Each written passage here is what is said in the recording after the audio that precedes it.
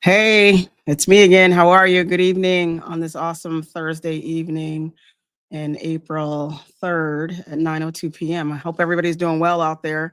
We're going to talk a little bit more about the recap of this week's budget meetings. I know everybody's heard about, everybody came out strong on Tuesday, expressed their concerns about this proposed mill rate decrease, which is also going to ultimately equate to a tax increase significantly to the tune of probably about 30% per household. Um, so we had a good turnout. What I think that the council, I definitely heard y'all 100%. I agree. I think that we need to look closely at what we're doing here this year, and put together a really nice plan. And we continue to not have all the data that we need in order to make a really good decision here on what the mill rate should be, or whether or not we should. There's so many moving parts with this year. The question is, we've got the question is, should we pause the reval a year, see if we can get the state of Connecticut to give us that kind of waiver to not implement it till next year? We still don't have an audit to see what the trends were in the last quarter, fourth quarter of 2024, because we need to know whether or not the cash surplus that's in place that we talked about, that surplus cash that I talked about um, in my video from Friday a week ago, that cash surplus may not be correct, or there might be some trends that there's a lot of bills and things that come in on the fourth quarter. Um, I know that there was some question about even doing like a pause, but we had to do some projections and forecasting by a finance director, which we don't have right now in our town. We don't really have a lot of year-to-date information to go on because I think on our website, the year-to-date information is only as far as January, and that might also skew some of our cash surplus numbers. So there's a lot of moving parts with this year's budget, and my goal is to educate everyone and make sure everybody knows exactly what's going on. You know what I know, because I don't think that we're going to get through this budget season unless we kind of come together and we all I can just make sure everybody knows. I know I kind of, jokingly call us shareholders, but we really are. I mean, 80% of the funding that the town of Hamden gets to run its operations come from the taxpayers. So we are, in effect, shareholders of this enterprise. And we, as with any other kind of shareholder, any other kind of really large investment, you need full disclosure on where your money's going and how it's being spent. So what I did, what I was, I want to just go through what we went through this week. And let me just pull up here the budget so I can kind of show some of the areas we went through. We talked about the debt service for the town. Um, that was really important talk because again, the debt service here in Hamden is very large. Let me just see if I can pull that up on my screen. All right, departments, let's go to debt service. All right, debt service financials, and let's go to the spreadsheet. So I'm going to go ahead and share my screen so you guys can see what I'm talking about, what I see here. All right. Let's see. All right. Now, this is the debt service that the consultants that came in to talk about. They wanted to talk about how they calculate our debt service for our town. This was the schedule that was added to the budget. It shows that we're projecting to spend, let's slide this over, $13 million in principal payment on our debt, $3 million in POB principal, and then we have interest of $9,079,000, $5 million of POB interest. This was supposed to, I know Sarah Gallagher mentioned yesterday during our meeting that originally this was supposed to stay flat of $30 million a year for an indefinite, for a specific amount of time, just so it's kind of like a mortgage. It's like a fixed rate mortgage. You wanted to count on what your payment was going to be for some period of time. But the reason why it was explained last night, the reason why this is now being projected at 31,035,205, as opposed to the 30,781,000, which is what we thought it was going to be, is because we continue to have bonding out capital projects. And the capital projects are what? Capital projects are the paving, the sidewalk work, and those things. And I think that we went over to that screen and we showed that there's a plan for $9 million in capital projects, which will increase. Of course, it's just like anything else. It's like your credit card. If you put more money on your card, then your bill is ultimately going to be higher. You're going to have more principal and interest to pay on that credit card, as opposed to if you keep the balance flat and you don't use the card at all, your payment will stay fixed. So the person who was there from our consultant who handles this was there last night and made that clear that the reason why we're not keeping our debt service number flat at the $30 million number is because over the past 12 months, and we're also projecting in the future to do more capital projects. Now, whether or not the council will approve that, it will add another $1 million into the cash flow that we will need to get from the taxpayers, or 80% of that will have to come from the taxpayers, which will be $800,000 approximately, based on the current revenue ratios that we have now. So that all has to be considered going forward. So I'm going to go ahead. I see a comment that just popped up. I want to add it to the screen. Rhonda, has there been any discussion about using ARPA dollars for those capital projects instead? Not that I know of. And I'm going to just say this, I'm going to keep that up there because ARPA has been a big question. A lot of people have been asking me about ARPA money. I believe that I think that our town needs to do a full audit of the ARPA program, because I came into the ARPA discussion a little late after things had already been allocated. I was a part of the allocation of the moving money from the federal, the federalized account to the municipal expenditures account, and then into restricted accounts for specific reasons, like the foundations and the community center. Now, whether or not funds were set aside for specific projects, we need to go find that out. We need to look into it and see whether or not there are any of those expenses that have been set aside for some of these. But right now, the only problem I have with this budget is, that's just one of the problems I have with this budget.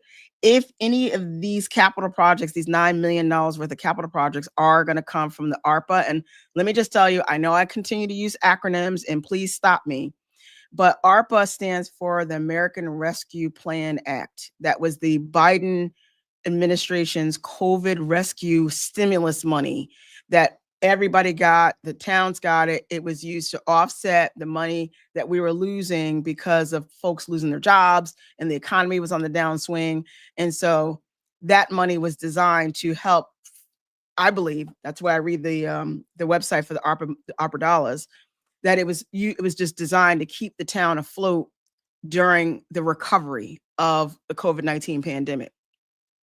Now, I don't know, again, if any of those monies are used or planned to be used for any of these $9 million.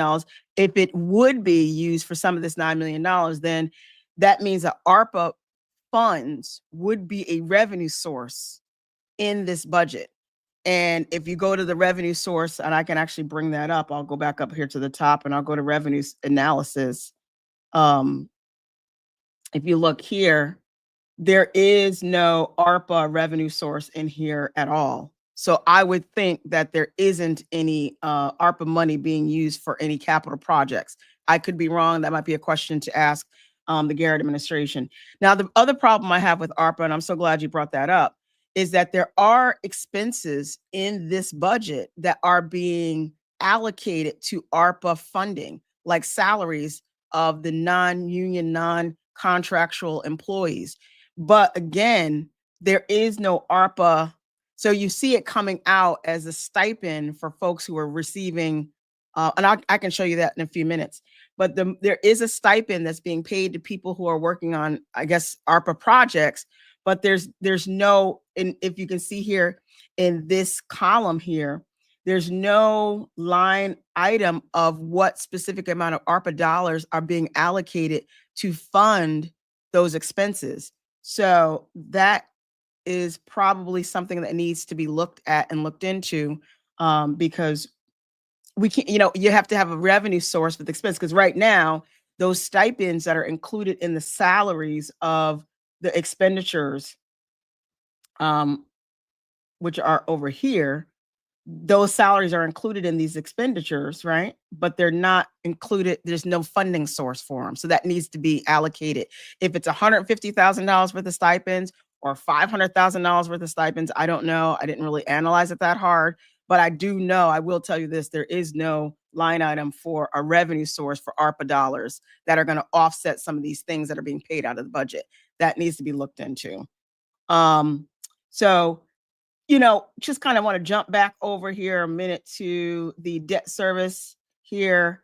And we're going to go back and look here. Let's look at this. Let's go back down. I don't want to go to economic development. So under debt service, that explains it.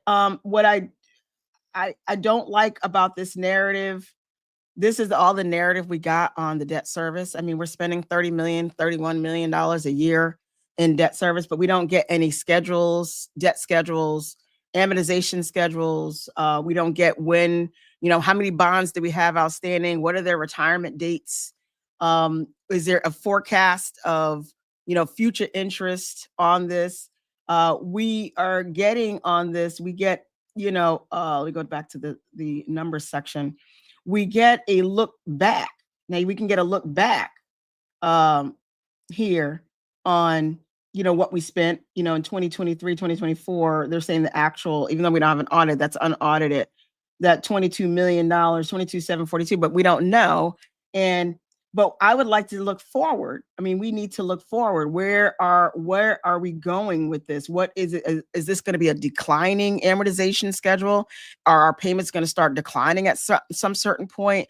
Are we going to have balloon payments? Is there going to be a decline? Is there going to be surplus cash? Are we going to be able to realize some savings with, actually funding our rainy day fund or our fund balance? Is that really helping us? I mean, if we can get an illustration of whether or not putting money or even having a fund balance and slowly, gradually growing it, how is that going to reduce our interest over time? But there's no real explanation or forecast of that in this. So what we have to go on this year is just that the ask of 31,035,205, and that's that's basically that information. So I'm going to request that, my recommendation to the town is that we get some sort of schedule on and a forecast of at least the next 5 to 10 years on what we currently have, and how the fund balance is going to be reflecting on, our establishment of a fund balance. How is that reducing our interest as opposed to when we didn't have any fund balance? And does that our interest also get even lowered even more by even increasing our fund balance? So that's all, again, information that is, not in this. So it's hard to make that kind of determination whether or not this is good and what are we looking forward to in the future. The next item of business that I want to show is the let's see, it was the pension. All right, it was the pension, because we talked a lot about that last night. So I want to just go through that really quickly. Right. So this is the pension expenditure. Okay, so go all the way down. All right, so the pension expenditure here is 37,509,000. I want to make sure I'm in the right spot. Am I in the right spot? I want to make sure. Yes. Okay. So this is the pension plans town for the BOE and the pension plan. So they're looking at 27,500,000. I think last night the gentleman did say, Mr. Nearing from Seagull, he did mention that the 27 million was now recalculated to 27.5 has been recalibrated to 28 million. And he had to take into consideration that there are additional retirements, because this is all okay. So I want to explain what that meant. I know because people were asking me, what did it mean? What did he mean last night when he said, we have $330 million worth of unfunded liabilities? Okay, so the pension, I'm going to tell you how I kind of made sense of it in my head. The pension bond was taken out in 2015 and it was $500 million, and we promised to pay it back over 30 years. So by 2045, we have to make sure we have enough coming out of our budget on an annual basis to reach the 500 million by 2045. I think that over the course of the years prior to that, the town wasn't funding the pension funds.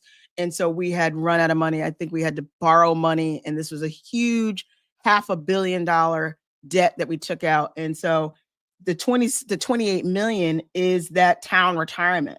And this is how we fund all the former employees and their retirement funds. So that 28 million. And so right now I think we've paid back about 200 and something million of it. We still have 330 million that's still out there that has to be funded and paid. Now, if you look at the audit from 2023, that's the last audit we have. If we look at that audit and you look and see, you'll see that it'll list all of our assets and then it'll list all of our liabilities in 2023. And our liabilities in 2023 were about $1.1 billion. That represents this $500 million pension bond, and then the other bonds, which represent the debt service. And those are the capital bonds. Those are the bonds that we use to do, our repairs in our capital projects, like, again, bridges, the roads, the sidewalks, and things of that nature. So if you take all that, put that together, that's what we owe. Now, I believe the unfunded portion kicks in when you look at the audit and you take all of the assets of the town, all of the buildings, all the cash, and let's say we liquidated the whole town, we still would have about 900, we'd be negative $900 million. We still would owe, in 2023, we still owe a significant amount of debt, even if we liquidated the whole town. So I believe that's what it means. We have unfunded liabilities. We don't have enough assets to satisfy our debt, either physical assets or cash assets.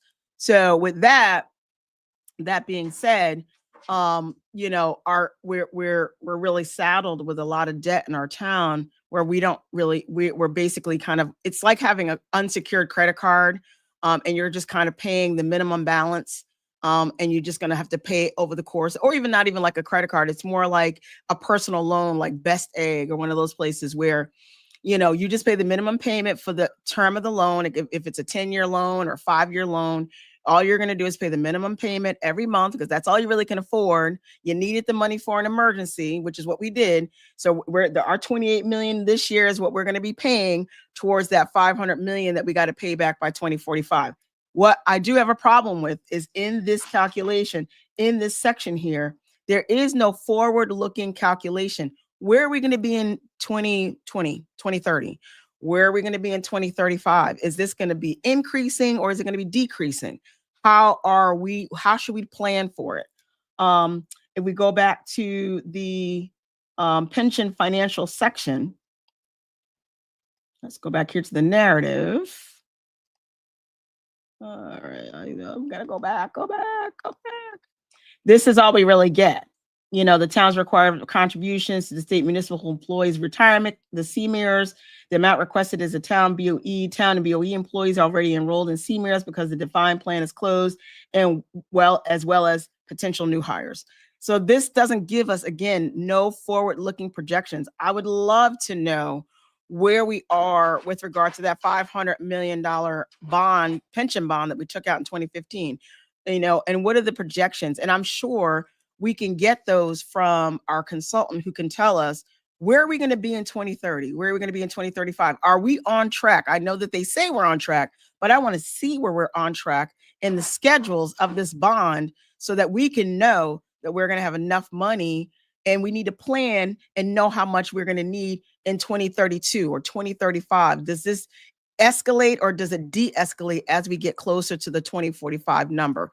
These are some of the things that I would love for the town to see, so that we are all well informed on the two very large debt items that we have in our town, our capital debt and our pension debt. So those are some of the things that I wanted to recap and let everybody know where we are with regard to, um, you know, where we are. I don't even know where we are. I know I see a comment here where it says, Dan Garrett is saying, just a quick clarification, the bond in 2015 was 125 million. I'm not sure. All I know is Mr. Seagal, Mr. Nearing from Seagal last night said that it was a $500 million, was taken out in 2015. And it might not have been 5 million, 500 then, but it's going to be 500 million when we pay it back by 2045. So let me be clear on that. He didn't say it started out as 500, but he did say we are obligated to pay 500 million by 2045 in order to satisfy that debt, that bond. So I'm going to continue to dig. I love to see what we need is we need to know in this section here of the budget, we need to know where are we? This section should have all the schedules in it.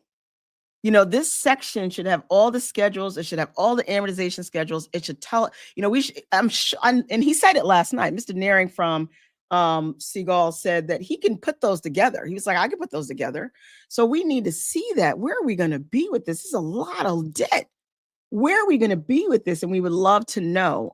We need more than a couple sentences as what we are required to be. We need to be forward looking and have a better idea on what this is going to look like in the future. So this is just some of the things I wanted to just recap on last night. I know it went late. We didn't end till like a little bit around 10 o'clock. And so I just want to make sure everybody knows I'm going to continue to do recaps. We're about 22, 23 minutes in. One last thing I wanted to show everybody, I'm going to de-share my screen and I'm going to share another screen. I wanted to just update you on my spreadsheet that I've been working on for the town. And this way, it's been helping people to really personalize the town's budget and have it personalize it for your own personal budget. So let me add this to the screen. Let's see. Let's stop screen share. Let's go to the next one. Screen share, window, and let me see.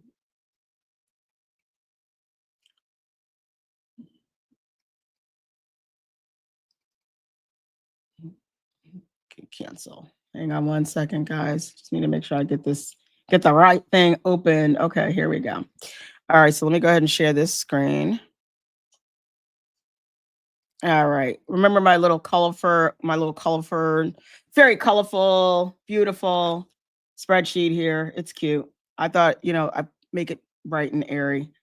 What I added here and this is what I needed to add in. This is the little ongoing spreadsheet that I've been working on where I plugged in the numbers, the expense numbers from the website, which are in there through January, the variance that's also reported in on the town's website, the annualized actual, where I just basically took the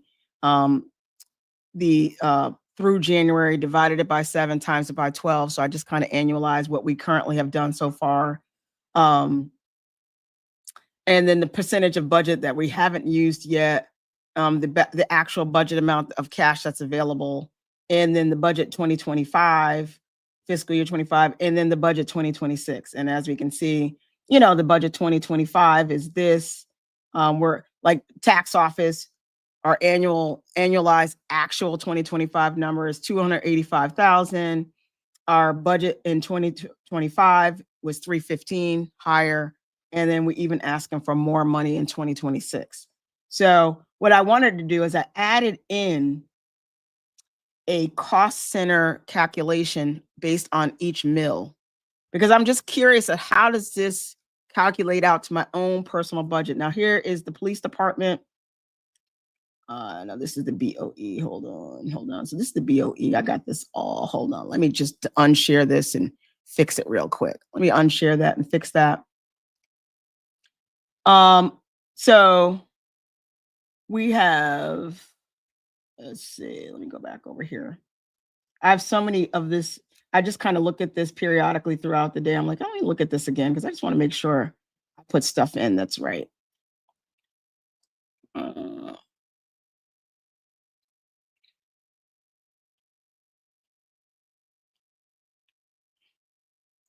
I put stuff in. I'm putting in all sorts of really cool things. And I want to make sure everybody knows what I wanted to do is I wanted to show everyone kind of what it looks like. Let me see. Wanted everybody to just know what the mills look like with regard to how does it look when you take out this money and you look at it for um, we want to make sure that how does it extrapolate to our own personal budgets? All right. I'm really curious. How does this look at my own personal budget? So what I did is I took the top um cost centers. So the top cost centers are anything that's over 3 mils. 1 mil, according to our current grand list, is about 5,330,863. So if we look at 1 mil, and we look at it and I just divided that number, that amount for 1 mil. So our board of ed is 19.03 mils, right? 19.03 mils. So I want just take your letter. I took my Tyler letter out. It's my Tyler letter. I don't know if you guys can see that. This is my Tyler letter where they told me at the bottom my new assessed value, right? So when I put that into my calculator, I take the 19.03, okay? I take it, times it by and it's 0.01903. My share, LaRonda Caldwell's share of the Board of Ed expense to this town is $4,065 of my taxes, right? Board of Ed is the highest cost center in the town. If I took that I took my new assessed value over here, my little rectangle in Whitneyville, I times it by 0.01903, which is the mill. How many mills makes up that 101 million? $4,000 of comes out of my household to contribute to the Board of Ed. Now, you can do this at home. I mean, just take the mill, times it by whatever your Tyler letter said on your new assessed value, and it'll tell you what your household share is. Now, the next one here is our debt service, which is the 31,035. We got to throw another $500,000 in there. I didn't do that yet. I'm going to do that right now because the gentleman did say last night that it was an additional 500,000. Not that it's going to make a difference because it's a small amount. You take again your new assessed value on your Tyler letter, and you type in that number, and you times it by 0.0582. Okay. 213640 times 0.00582 is $1,243 is my portion of the debt service in the town of Hamden. So, just with the highest cost centers, it's costing those two together with the debt service and the Board of Ed, and then you add in the PD, the FD, the medical, the pension plans. It gets to be a little pricey. Now, don't look at my mill rate numbers, so you guys can do your own math. This is a Google Doc, and I try to figure out how to unravel all of the rounding because it kept rounding things up. But it's just a way to look at it. It's a way to just kind of extrapolate how do these costs equate to my own personal household. And it really was interesting to see that, when I plugged in the 19.03 mill rate for the Board of Ed, that it's several thousands of dollars a year. You can take that and divide that by 12 and how much you're paying on a monthly basis for your town services. It just helps. I mean, like, when you're kind of a numbers kind of geek like me, you want to know how much are you spending out of your pocket for these towns, for each town service. Um, we go back over here. Let's see. Let's go back here. Let's go back here. So if you go back here, you got 19 million for the police department. If you take that 3.62 mil, um, and you times it by your net assessed value, your new assessed value, and times it by 0.00362, it's about $773 of your tax bill is coming out for your portion of the pill. From me, it's $700. If your value is assessed at a higher number, your portion is higher. But plug it in, do the math, play with it, see what it looks like. Go through each one of these items and see, what you're spending out of your pocket for these services, and see which one you might be willing to give up to reduce your costs. Again, I wanted to do a per cost center share based on your new assessed value, because we are kind of like shareholders, but we don't have to pay the same. We don't get to pay the same share. We only get to pay based on our new assessed value. I mean, I know the board, if you were on the call last night, I know we've been discussing that the council may, Steve Mednick gave us a lot of options to think about pausing the whole reval for another year. It gives us time to get some, to look at some other options, maybe doing the phase in or not doing any of that. But at least, do the exercise. Look at, you can go pull up the budget, and then you can plug in, the cost center, and the plug in the cost center is basically just taking that amount, the budgeted amount, and divide it by the per mil, which is 5,338,63. And that will come out to what that cost center is costing us per mil. And then you just take that and you can plug it into your new assessed value. And then you'll know what you're paying out of your own pocket for that town service. And then when we decide that we want to start giving things up, or maybe starting to decide what we're going to cut back on, you can look on your own budget and see, okay, I guess I'm willing to forego this item, or I'm willing to forego this item to shrink down my out-of-pocket expense for my property taxes in my town. So, I mean, it's just a way to think about things. I want to make sure everybody has, an other option and other things and other ways to look at things. I mean, there's a lot going on. We're going to have a lot more discussions about this through. One thing I did hear Attorney Mednick talk about on last night is that there is an option to kind of pause the budget. We can change the dates in the charter. We can amend the dates to maybe make it a little later in June, so we can try to give ourselves a little bit more time, because there's so much to consider this year. So we'll just continue. I will continue to put these videos out. Please watch if you can't come in person, because as this budget process continues, how we continue to evolve, I want to make sure everybody is understanding and knowing what we're doing, so you can get a really good feel on how does this impact your personal household, and are you willing? Some of the things that we can't change the BOE. I think, we ought to look at that. We can't change the debt service. I mean, these are loans that we took out. We've got to honor our debt. We've got to pay medical insurance. Pensions got to be paid. So, I mean, these things that I have highlighted in orange are things that are the highest cost centers with the least amount of things that we can change in it. We've got to look at some other areas that we'll be willing to trim down. Maybe if you can plug this in and see, how it all impacts your own personal household. So when you come and, we decide and we all look at it and say, we're going to, maybe cut some of these things down or cut them back. We want everybody to be educated on the decision. So they'll see, yeah, well, that'll save my household, $1,500 a year, or might save my household $3,000 a year.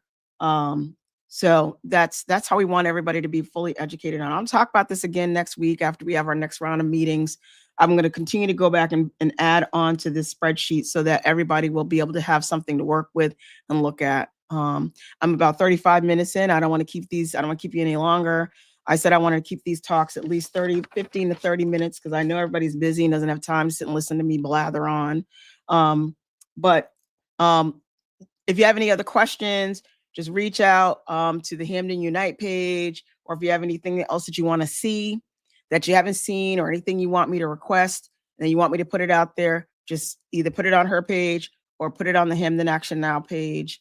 And I'll make sure I get it out to you as soon as I get it in my hot hand. All right. Have a great evening, and we'll be back again next week, and we'll continue to add on to our spreadsheet, and I'll continue to just, as we continue to unfold in this budget process, I will continue to bring you whatever I have. All right. Thank you so much. Have a good night and be safe.